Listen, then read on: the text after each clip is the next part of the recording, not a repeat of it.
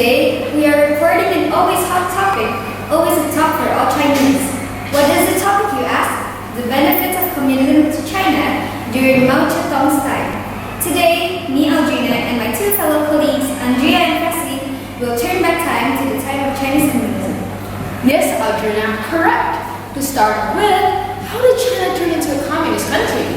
Well, if you remember, the Civil War the communists won made them rule China. The war between communists and the nationalists went absolutely crazy. Before the communists were victorious, the rebel nationalists that were led by Chiang Kai-shek promised a rather different approach than Mao. Kuomintang, the nationalist party, is known for its hate for the communists, believes that adopting the Western ways of running the country in terms of industry and agriculture is the right way to run the government.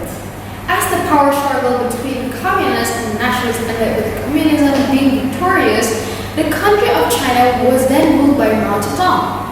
As a result, many people received the benefits of living in that era, especially peasants who invested their time as soldiers in a communist-led army.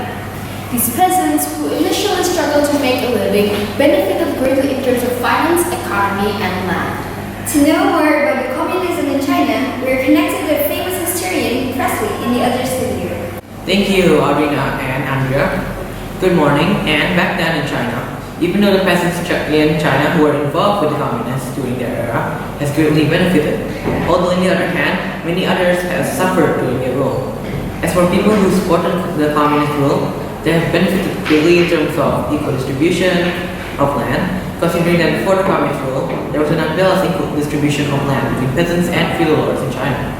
Another benefit also includes a more responsible government, since during the time, the government wasn't supervised and ended up being corrupt over time. But even after the communists took power, they were still unable to completely eradicate corruption in the government. That is an issue that had existed even before the event of the Civil War in China. Although this is a significant change from before, another benefit would be that China could develop a long-term plan without being affected by other parties. Finally, we could also include that after the communists came to command, most individuals across China were given much more freedom. However, despite all these benefits, there are demerits despite that. And now back to the main studio. Setting aside all the fact, I believe that during the era where the communists took in command has greatly benefited China during the time, especially towards the peasants, despite the communists so-called being described as dictatorship. Although, in truth, I believe that all benefits from the rule have overlapped the demerits during the time that could be thought of as a positive impact from the communist rule. That is all we have for today. Thank you for watching Turn Back Time China. And we, Audryna, Andrea, and Presley in our second studio are signing out. Thank you.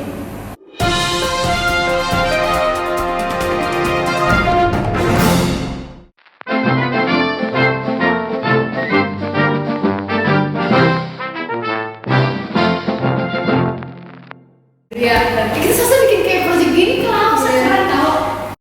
Woman yang